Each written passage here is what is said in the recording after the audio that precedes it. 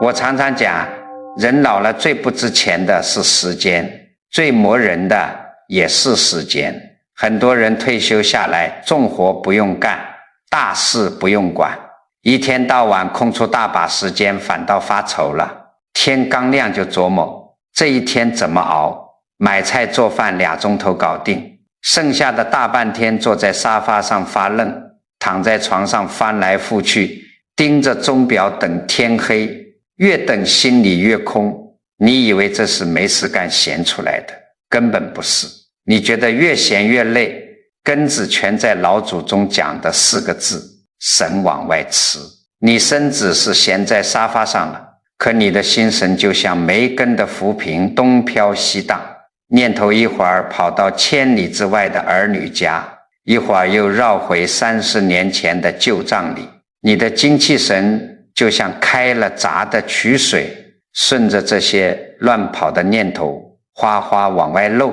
看似一动不动在歇着，实则1分1秒都在暗地里空耗自己，耗到最后不是这酸就是那沉，连日子都跟着发飘。那怎么才能把这被耗空的精气神给补回来？佛法里给咱们留了一门极其高明的学问，叫做专注三昧，也叫定静。很多人一听这词觉得玄乎，其实说白了，它就是给你这道漏神的闸门安上了一个开关，让你这颗东飘西荡的心老老实实的安在当下这一件事上，心定在一处，念头不往外跑了，精气神自然就不泄了。非但不泄，还会慢慢往回展，往骨子里沉。这不是靠吃补药补进来的，是靠自己把心神守住，深深养出来的。这才是晚年最根本的补养。有人要问了，那我总不能天天闭眼打坐吧？家里一堆家务事，哪有闲工夫？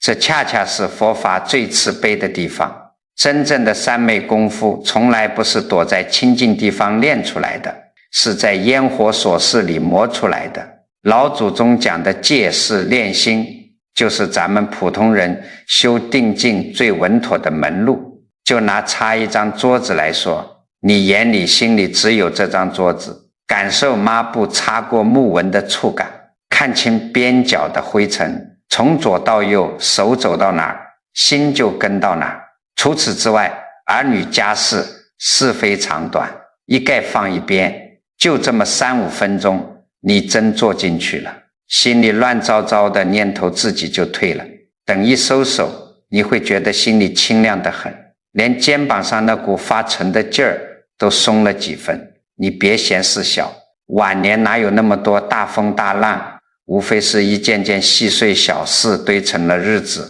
每件小事心不在焉，精气神就耗一天。能在1-2件小事上把心定住，慢慢斩定，慢慢磨，日子久了，这颗散了大半辈子的心自然就收回来了。说到底，晚年养神核心就2个字：安住。专注三昧也不是什么玄乎的神通，就是教你好好吃饭，好好做事，好好活在当下的本事。当然，很多老朋友听到这里一拍大腿说，南师，这道理我懂了，既然闲着容易胡思乱想，那我就去找点事干。于是呢，有的人天天抱着个手机，从早到晚刷那些家长里短的视频，有的人天天跑到小区楼下跟人东拉西扯，打听谁家儿媳妇不孝顺，还有的呢非要去插手儿女的工作和家庭，觉得这也是在找事干。我跟你讲句透底的话，这些根本不叫修行，也进不了定境，你这叫被外头的花花世界，被那些虚假的刺激给劫持了。你越是去掺和这些事，你的心就越乱，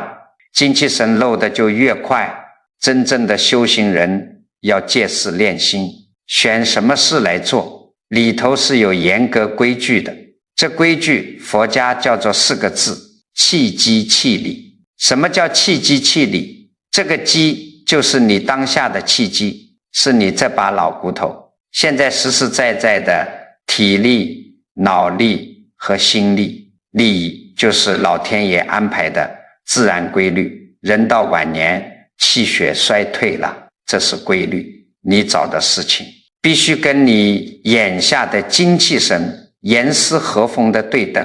你非要去干一件特别难的大事，超出了你的能力，你就会日夜焦虑。可如果你天天就只是坐在那里剥个花生，看个不用动脑子的电视，太闲了，你的脑子就会觉得发慌。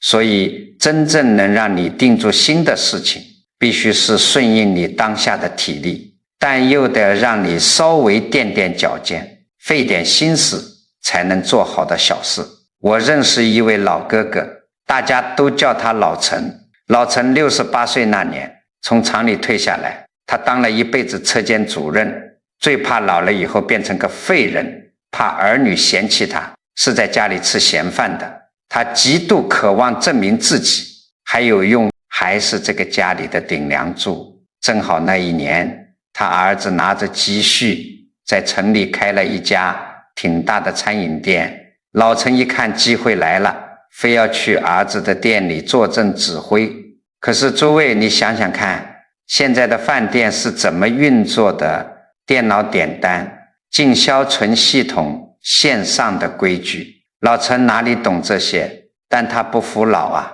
天天端着个茶杯在后厨和前厅转悠。他觉得厨师剥蒜浪费了，跟厨师大吵一架。他去查账，把网上的账单和纸质账单弄得一塌糊涂，全乱了套。结果呢，店里被他搅得鸡飞狗跳，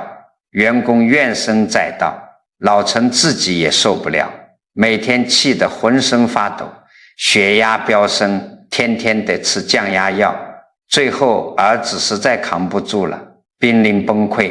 几乎是红着眼睛求他：爸，算我求您了，您回家歇着行不行？别再来添乱了。儿子这句话就像一把刀子，把老陈的骄傲彻底捅破了。老陈回到家，觉得天塌了，自己真成了个招人嫌的废物。他把自己关在屋里整整3天，唉声叹气，脑子里全是儿子那嫌弃的眼神，怨恨儿子没良心，又悲叹自己命苦。那时候的他可以说是心如死灰，处在一种极度失控的痛苦里。到了第4天下午，老陈在家里翻箱倒柜找东西，无意中从床底下的旧纸箱里翻出了一个30年前的老式机械座钟。那钟早就停摆10几年了，外面全是铜锈。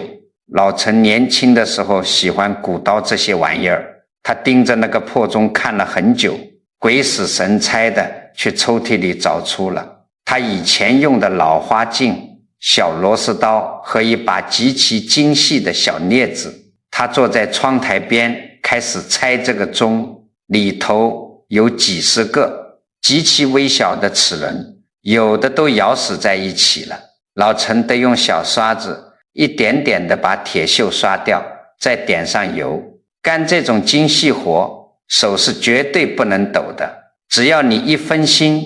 镊子一滑，比米粒还小的零件就能崩飞到地上去，再也找不着。老陈刚开始拿镊子的时候，因为心里头还带着这几个月的委屈和高血压，手抖得像筛糠一样。可是当他的眼睛透过放大镜死死盯住那个比指甲盖还小的齿轮时，他发现自己必须强迫自己把呼吸放慢。他深吸了一口气，憋住手底下的镊子，轻轻一送，把齿轮卡进了原位。不知不觉4个小时过去了，太阳都快落山了，老陈没喝一口水，甚至连姿势都没换过。最关键的一步来了，他要把最细小的一根油丝，一根比人的头发丝还要细的弹簧，用镊子夹住，准确无误地卡进那个微小的凹槽里。老陈瞪大了眼睛，整个世界仿佛都安静了。他听不到窗外的汽车声，也想不起儿子饭店里的破事。他屏住那口气，手腕微微一顿，咔嗒一声极轻的响动，油丝卡进去了。老陈这才长长的吐出一口气，他伸出手指轻轻拨动了一下发条，紧接着一阵清脆而有节奏的声音在安静的屋子里响了起来，滴答滴答滴答。这台停了10几年的老钟重新开始了跳动。就在听见这滴答声的那个瞬间，老陈那颗心突然就平息了下来，变得和这钟摆的节奏一样安稳。那一刻他心里头彻底透亮了，他明白了，那个现代化的乱糟糟的大饭店他是掌控不了的，但是眼前这方寸之间的机械，这些细小的齿轮，他老陈依然是绝对的主人。从那天起，老陈再也没去过儿子的饭店指手画脚。他在自家阳台上支了个小桌子，街坊邻居谁家有坏掉的收音机、旧手表都拿来给他修。他不图挣钱，就图修东西时那个全神贯注的劲儿。儿子后来回来看他，惊讶地发现老父亲脸上的戾气全没了，取而代之的是一种安静祥和的尊严。诸位仔细琢磨一下，老陈的这段经历，为什么他在儿子的饭店里觉得生不如死，最后却在一个破钟表里找回了内心的太平。从佛法的智慧来讲，老陈去饭店管事那叫攀缘，他想要去购一件已经远远超出他当下契机，超出他心力和体力的大事。人老了，对新事物的反应慢了，这是天道。你非要去抗拒天道，去强求那个你掌控不了的局面，你的心当然会狂乱，当然会被压垮。这就是一切痛苦和疾病的根源。而他后来修那个钟表，这就叫弃机弃理。修钟表这件事不需要他去跟人争吵，不需要去懂电脑，只要他有耐心，有一双手。这件事情稍微有一点难度，需要他把全部的精神集中在那个针尖大的地方。当他的心念不再往外头跑，不再去惦记儿子孝不孝顺，而是全部收回来，凝聚在手底下一个微小零件上的时候，他的心就定住了。心一定，他身体里那种从容不迫的精气神就重新长出来了。所以老朋友们，看看咱们自己的日子，你是不是也像当初的老陈一样，天天在发愁那些你根本管不了的事，儿女买什么房，亲戚家有什么恩怨，这些都是超出你掌控的。大饭店你越管心越乱，越显得自己没用。听我一句劝，把心从那些烂泥潭里拔出来，收回到自己的院子里，去寻一件对体力要求不高，但需要你稍微费点心思的小活，也许是养一盆特别娇贵的兰花，也许是给小孙女织一件花样复杂的毛衣，也许是每天临摹一张字帖。别嫌事情小，只要这件事能让你的心神完全凝聚进去，让你的手底下有活干，这就是你晚年修行的真正道场。但是这事找准了，接下来最关键的问题来了，这活到底该怎么干？很多老朋友可能会笑，南师你真逗，扫地做饭谁不会干，干了一辈子了。但我跟你讲句透底的话，你以前那不叫干活，你那叫机器在动，魂儿在跑。你想想看，你平时择菜的时候心里在想什么？是不是一边掐着菜叶子，一边在心里犯嘀咕？昨天儿媳妇说话那个态度真气人，我这腿怎么今天又开始疼了？下个月的水电费是不是又涨了？你表面上在择菜，实际上你的心早就飞到九霄云外去了，全在那些让你心烦意乱的人和事上打转。这就导致你活干完了，不仅没觉得轻松，反而觉得心里更堵得慌。真正的修行人在干活的时候，心里头是有极其严格的规矩的，这规矩叫做正念分明。什么叫正念分明？用大白话讲，就是你的手底下在干什么，你的心就死死地盯在什么上面，不用任何妄念去干涉你的动作。你扫地就是扫地，吃饭是吃饭，睡觉是睡觉。这时候有人要问了，那我专心扫个地，除了地变干净了，还能有什么大用处？诸位，你千万不要小看这简简单单的当下这一步。人到了晚年，心里头最大的恐惧是什么？是失控感。你觉得老伴的脾气你控制不了，儿女的前程你插不上手，自己身上的病痛什么时候来你也不知道。你觉得日子就像一辆刹不住的破车，不知道哪天就散架了。这种失控感会让人从心底里生出巨大的恐慌，而老祖宗让你在干小活时保持正念分明，就是为了彻底治愈你这种恐慌。因为当你把所有散乱的心事都收回来，全神贯注地去擦一张桌子的时候，你会发现一个极其真实的法则，佛家叫做当下造因，当下见果。你手里的抹布往前推一下，这块桌面就亮了一分，你再擦一下，那一块污渍就没了。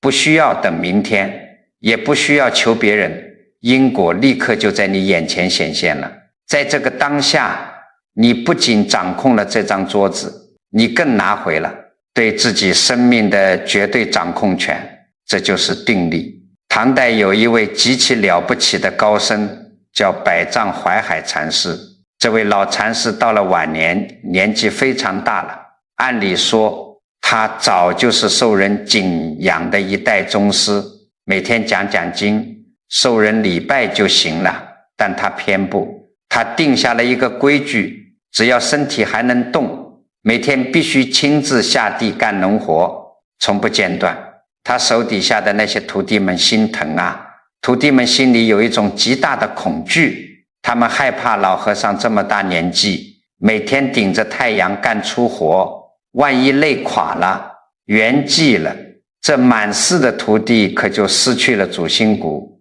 于是徒弟们苦苦哀求老和尚在禅房里歇着，别去地里了。可老和尚根本不听，徒弟们一商量，没办法，只能来硬的。有一天清晨，趁着老和尚还没起身，徒弟们偷偷把老和尚下地用的锄头、扁担全都给藏了起来，心想这下您没工具了，总该老老实实歇着了吧。结果到了吃早饭的时候，徒弟们发现老和尚没有来斋堂，去禅房一看，老和尚闭着眼睛端坐着，一言不发，也不吃饭。到了中午还是滴水不进。这下徒弟们全慌了神，本来是想让师父多活几年，这要是绝食，岂不是走得更快？徒弟们跪在门外求师父用斋，老和尚只淡淡地说了一句话：我的锄头呢？徒弟们一看这拗不过啊，赶紧老老实实把锄头给老和尚拿了回来。拿到锄头后，老和尚没说一句责怪的话，也没有立刻去吃饭，他拄着那把旧锄头，一步一步走到了菜地里。就在这一刻，阳光照在老和尚满是皱纹的脸上，徒弟们在一旁紧张地看着。只见老和尚深吸了一口气，双手握紧锄头把，高高举起，然后稳稳地砸向地面。砰的一声闷响，干硬的土块被精准地劈开。老和尚手腕一翻，一棵混在菜苗里的杂草连根拔起。老和尚看着那棵刚刚离开泥土的杂草，眼神里没有任何波澜。他不去想自己已经多大岁数了，不去想明天是不是会倒在这块地里，也不去想徒弟们刚才是怎么违背他的。在那个瞬间，天地间仿佛只剩下他手里那把锄头和脚下那一寸土地。他看清楚了锄头落下的每一分力道，看清楚了泥土翻开的每一丝纹理。干完这一阵活儿，老和尚放下锄头，拍了拍手上的泥土，转身走回斋堂，端起饭碗，安安稳稳地吃下了那顿饭。后来百丈禅师留下了佛门里一句千古流传的规矩：一日不做，一日不食。很多人把这句话当成是鼓励劳动的口号，觉得是一天不干活就不配吃饭。其实你们把老和尚的境界想得太浅了。老和尚用绝食和挥舞锄头的动作是在点化世人，什么是真正的活着？那个做不是出苦力，而是把心安顿在当下的动作里。徒弟们藏起锄头是让他的身体闲下来，可身体一旦闲下来，心就容易散，就容易生出对寿命长短的妄念和恐惧。老和尚挥下锄头的那一刻，斩断的不是土里的杂草，而是心里那些对未来对衰老的胡思乱想。只要你的心实实在在地盯在眼前的这一步上，你的生命就是圆满的。心没有散，这口饭吃下去才能化作护持生命的精气神。心要是散了，你吃再多的人参燕窝也是行尸走肉。诸位仔细琢磨琢磨，老禅师在1000多年前菜地里砸下的那一锄头，是不是正砸在咱们今天很多老朋友的心坎上？你们天天愁眉苦脸，怕自己老了招人烦，怕哪天查出个大病，怕儿女以后日子过得不好，这些都是你脑子里凭空捏造出来的杂草。你越想，心里越荒凉。听我句劝，明天早上起来，别去想那些虚无缥缈的明天。走进厨房，拿起菜刀，切土豆丝的时候，你就清清楚楚地听着菜刀碰到案板那个声音，切得厚了，下一刀就薄一点，盐放少了，再捏一小撮撒进去。你看这锅汤的咸淡，这顿饭的冷热，都在你的手里，都在当下这个清清楚楚的动作里，因果立刻就在眼前兑现了。只要你能把心定在这个当下，哪怕只有半个小时，你心里头那种日子快要失控的慌张感瞬间就被治愈了。你在这个厨房里就是绝对的主人，没有任何烦恼能打扰到你。可是只要你真正顺着这个法子，全神贯注地干进去了，最神奇最不可思议的一关马上就会出现在你面前。你会发现，当你极其专心的时候，你不仅忘了时间，你甚至连自己都忘了。而这个忘我，恰恰是把晚年所有痛苦连根拔起的无上心法。很多老朋友听到这里可能会觉得奇怪，一个人好端端的大喘着气，怎么可能把自己给忘了？诸位想一想，咱们人到了晚年，为什么觉得日子那么苦，那么熬人？根本原因就在于你脑子里一直有一个声音在不停地喊着我这个字。你每天坐在那里，心里头念叨的全是我怎么老成了这样，我这腿怎么这么痛，我这辈子真是命苦。佛家把这个东西叫做我执，还有对肉身病痛的执着叫做身见。只要你心里头一直挂念着这个我，你的心就像是一个靶子，外界的所有委屈，肉身上的所有酸痛，衰老带来的所有恐惧，就全都能精准地扎在这个靶子上，让你痛不欲生。可是当你的精神100%地凝聚在眼前的一件事上时，你的心智全扑出去了，那个总在喊着我痛我委屈的念头就被彻底挤出去了。这就叫物我两忘，只要把这个我暂时拿掉，痛苦就找不到落脚的地方了。有一位75岁的刘婆婆患有极其严重的类风湿关节炎，这病折磨人得很，到了阴雨天，膝盖腰椎就像有针在扎一样。刘婆婆每天在家里除了唉声叹气，就是哎呦哎呦的喊疼。她极度恐惧自己这身病，觉得自己已经成了全家的累赘，是个只会喊疼的废人，每天活在深深的自卑和痛苦里。后来她从小带到大的外孙女要出嫁了，刘婆婆为了给外孙女留下一份最深重的祝福，她决定要亲手给外孙女缝一双老底子的千层底大红喜鞋。儿女们一听死活不同意，要知道那千层底是用好多层硬布涂上浆糊打出来的，比木板还要硬，缝这种鞋底极度耗费指力，连年轻人都得咬着牙干，更何况是一个类风湿严重手指都已经变形的老太太。医生也警告过她，如果硬要这么用力，关节不仅会疼得要命，甚至可能发炎住院。但刘婆婆这回犯了倔，谁劝都不听。有一天下午，外孙女去上班了，家里没人，刘婆婆把自己关在屋里，翻出红布麻线，带上了一枚老铜顶针。她坐在窗户边，拿起锥子对准那厚厚的硬鞋底用力扎下去。刚开始的那10几分钟，手指每弯曲一下都像是有刀子在割，可是鞋底太厚了，针尖穿过去得用顶针死死顶住针尾，然后再用钳子把针尖从另一头硬生生地拔出来。这活儿容不得半点分心，只要眼睛稍微一花，或者手上的劲儿一松，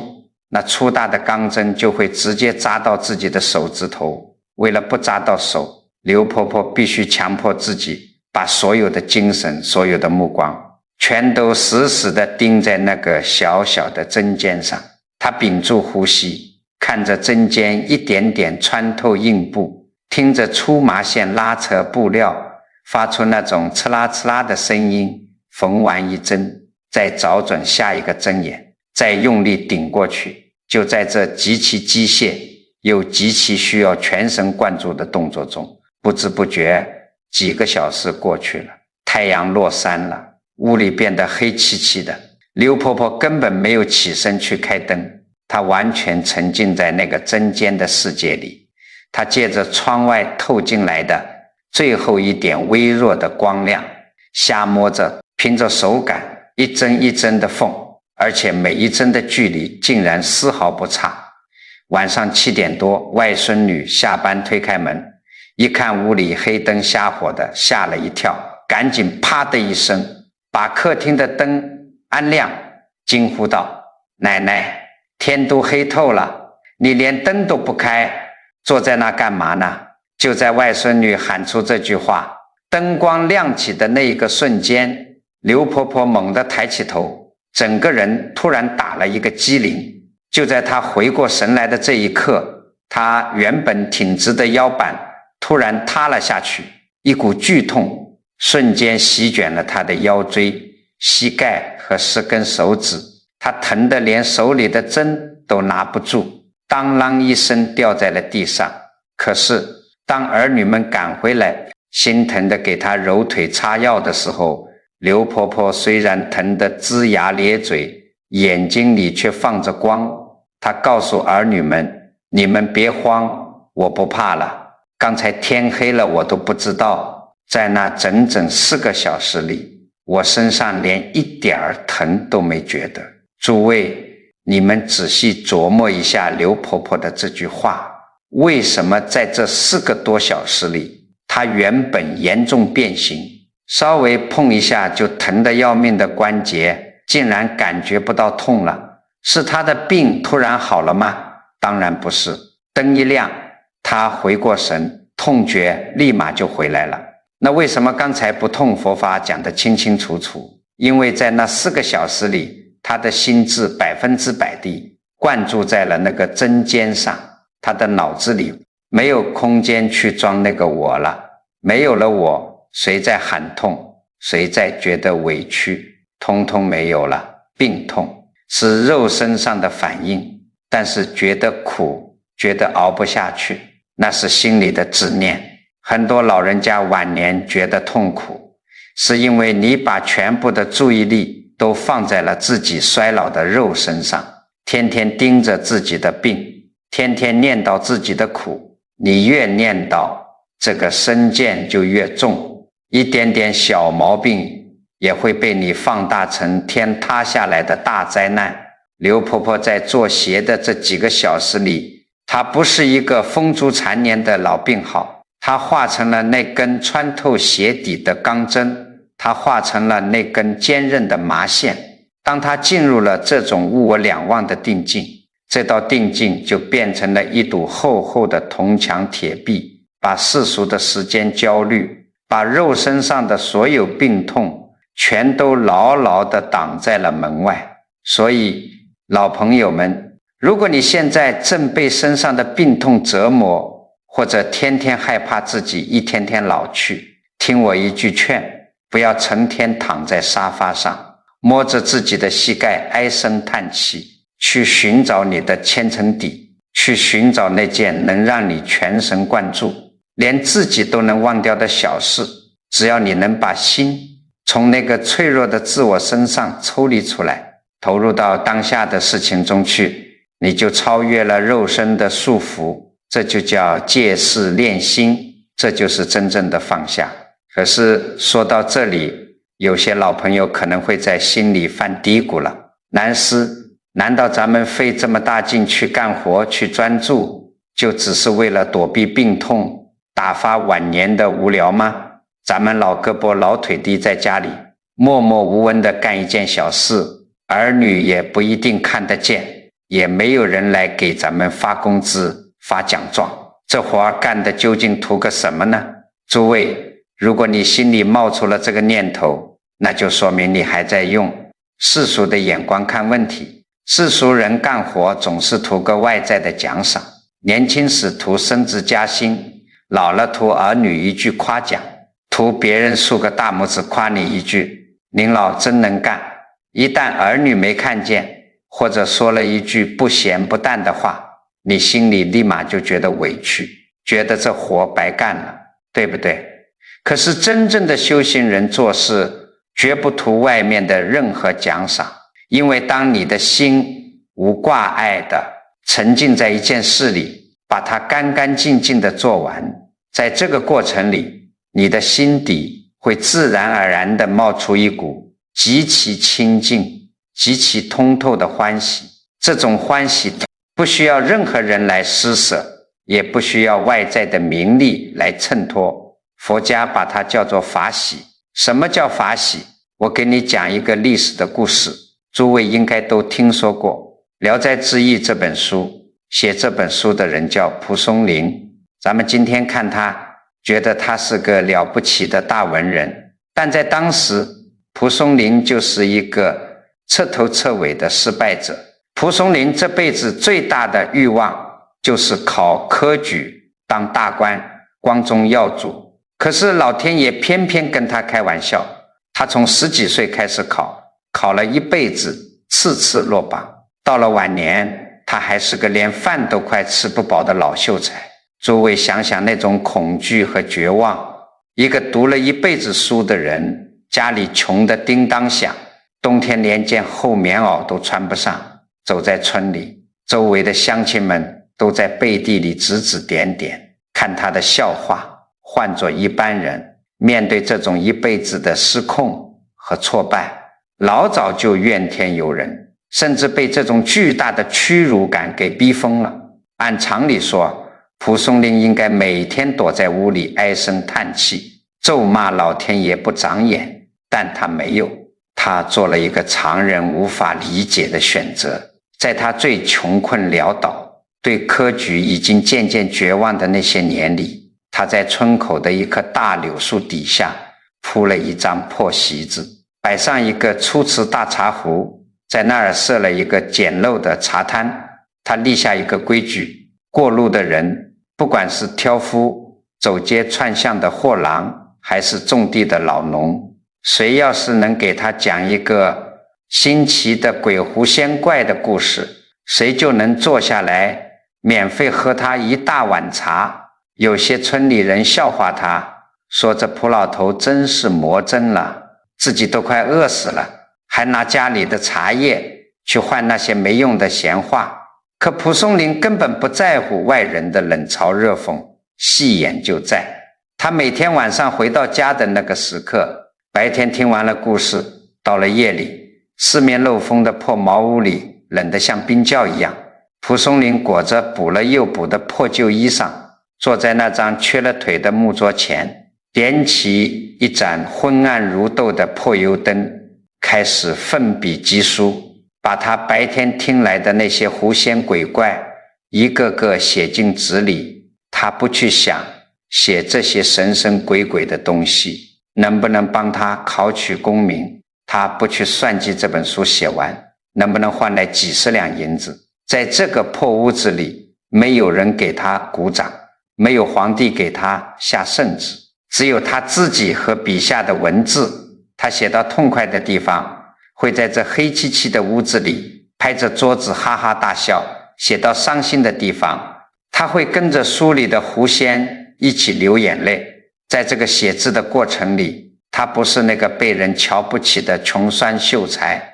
他是那方寸纸张上绝对的主宰。当他安安静静全神贯注地写完一篇文章，搁下毛笔，看着纸上未干的墨迹时，他心里头涌上来的那种充实，那种无边的快乐，是任何高官厚禄都比不了的。这就是法喜充满。蒲松龄后来一辈子都没当上官，一辈子都是个穷人，但他晚年过得极其踏实，没有任何遗憾，就因为他把所有的苦难都化解在了这每天晚上的笔墨之中。干活的这个过程本身就给了他最大的安抚和回报。所以老朋友们，你现在明白了吗？咱们晚年在家里干一点小活，为什么非要你做到正念分明、全神贯注？因为这是在修你的大福报。很多老人家在家里做饭，心里想的是，我今天炖了这锅好汤，等会儿儿子下班回来一定会夸我心疼他。结果儿子加了一天班，累得满头大汗，回到家端起碗呼噜呼噜吃完，一抹嘴就进屋睡觉了，一句好话也没顾得上说。你这心里头唰的一下就凉了，觉得委屈极了，觉得这大半天的辛苦全都喂了狗。你看，这就是因为你的心有所住，你干活是为了图那个虚假的外部回馈，你把自己的喜怒哀乐拴在了别人的嘴巴上，别人不夸你就痛苦。老祖宗早就告诉我们，无所住而生其心，真正的圆满是什么？是你今天挑了一颗最好看的大白菜，你切菜的时候听着那清脆的声音，你在炉火边看着那锅汤慢慢的咕噜咕噜冒泡，闻着那个香气，在这个当下的过程里，你就已经享受到了做饭的乐趣。饭做好了，端上桌，这件事就圆满了。至于别人吃不吃、夸不夸，那都是旁枝末节，跟你的快乐没有半点关系。当你不再去等外人的夸奖，不再去向儿女讨要那点可怜的情绪安慰，当你能安安静静、干干净净地做好手边的一件小事，体会到这件事本身带给你的那份清净和舒坦时，你就真正懂得了什么是大圆满。这就是老天爷赐给你晚年最实在、最牢靠的福报，不需要任何人施舍，全凭你自己做主。那么既然这套真正的修行人都在用的借势练心之法这么管用，咱们普通老百姓每天在家里过着柴米油盐的日子，到底该怎么一步一步的把它落到实处呢？今天南师就不讲虚的，我把这套老祖宗的规矩拆解成咱们在家就能做的4步定心法，手把手的教给诸位。第一步叫做境外缘，你要想进入那个忘我的定境，首先得把那些容易让你心烦意乱的源头给狠狠掐断。你们想想看，平时干点小活，为什么总是容易走神，越干越累？因为外界的牵扯实在太多了。很多老朋友到了晚年，耳朵根子特别软，又特别爱操心。你以为你这是在发挥余热，其实你这是在主动招惹是非，把你那点精气神全都白白漏掉了。所以这第一步的具体动作很简单，每天给自己留出这么一段固定的时间，把手机调成静音，扔到远一点的屋子里去，退出那些成天散播焦虑的群聊。对于自己家儿女的闲事，只要他们没开口来求你，你就把嘴巴闭严实了，绝不去多问一句，这就叫物理上的隔绝。你把自家小院的门关严实了，外头的风风雨雨、闲言碎语就吹不进你心里的这个道场，把惹你心烦的源头彻底切断，这就为你接下来收摄心神打下了最坚实的底子。第二步叫做顺其机，门关好了，心不再往外乱跑了，你就得给这颗心找个能踏踏实实安顿下来的地方。咱们前面讲过，这找事情做绝对不能瞎找，不能找那些太难太耗费体力的事，比如非要一个人去搬沉重的家具，那会让你累出病来，反而生出怨气。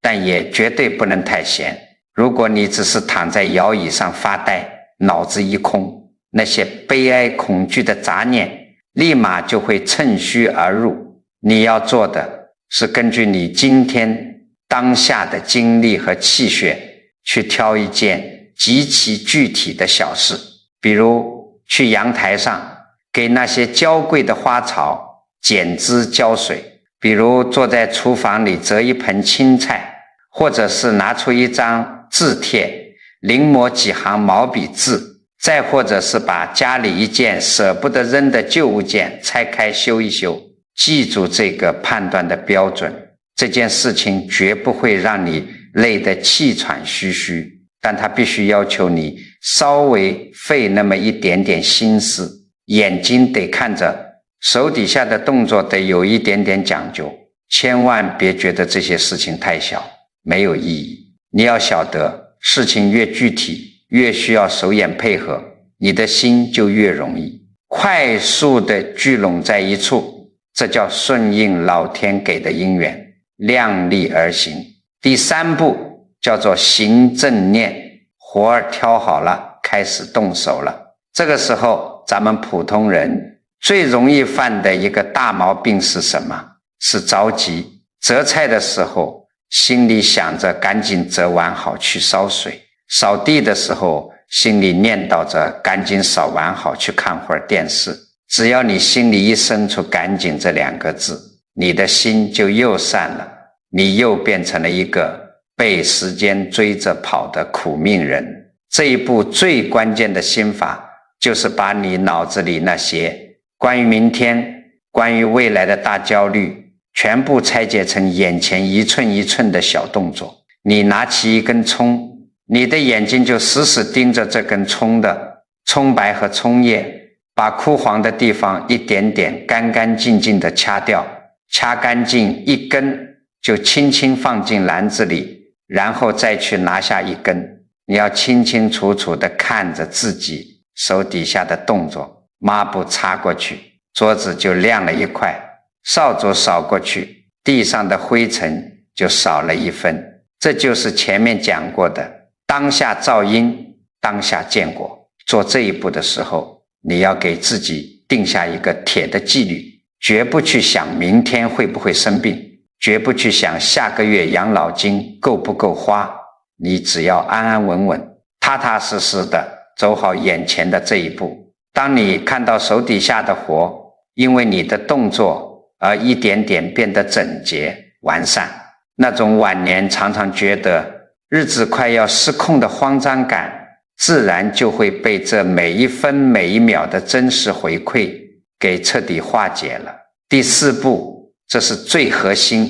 也是最难的一步心法，叫做破我执。这是无数老人家最容易掉进去的深坑。有很多老朋友前面的门也关了，小事也找了，活也干得挺细致，但是一边干嘴里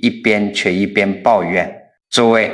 我跟你讲句透底的话，只要你心里冒出了这种念头，你前面做的所有功夫就在这一瞬间全部废掉了。你不仅没有进入那个清净的定境，反而是在用这个干活的过程一遍又一遍地加重你心里的怨气和痛苦。这第4步的规矩就是当你在做这件小事的时候，必须把脑子里那个满腹牢骚的我给无情地拿掉。干活的时候，你不允许去评判自己是不是老了，不允许去想自己是不是很委屈，你只保留干活的这个纯粹的动作。你是那个择菜的手，你是那个穿针引线的针尖，你是那把扫地的扫帚，但你唯独不能是那个觉得命苦的我。一开始你可能觉得很难，念头总是忍不住往外冒，没关系，念头一起，你马上在心里喊一声停，把注意力重新拉回到手底下的葱叶上，拉回到扫帚的沙沙身上。只要你不去心疼自己，不去用那个虚假的我来评判当下的处境，心一旦变得干干净净，所有的烦恼和腰酸背痛立马就会失去目标，烟消云散。这4个步骤，静外缘，顺其机，行正念，破我执，听起来好像分了4步，其实当你真正在家里踏踏实实做熟练了，它们就是一个极其顺畅的过程。当你把那些闲言碎语关在门外，安安静静不带任何怨气的做完了一件手边的小事，你会惊讶地发现，那些一直压在心头的石头，对衰老的恐惧也好，儿女带来的失落也罢，全都被这半个小时的清静给彻底隔绝了。你也就真正把老祖宗留给咱们的这套大智慧化成了自己晚年护身的法宝。好了，今天讲了这么多，南师知道咱们诸位老朋友年纪大了，记性不如从前，听完一转头可能就把刚才的话给忘了，这都没关系，南师不怕麻烦。我在最后给诸位啰嗦一遍，这真正的修行人都在用的3个道理和做法，你们回去以后一定要在心里头死死地守住，这是保晚年太平的护身符。第一道理是心善则命苦，定静保平安。做法是赶紧切断那些没用的闲言碎语，退出惹人烦的群聊，少管儿女的闲事，把心安安稳稳地收回到自己的小院子里。第2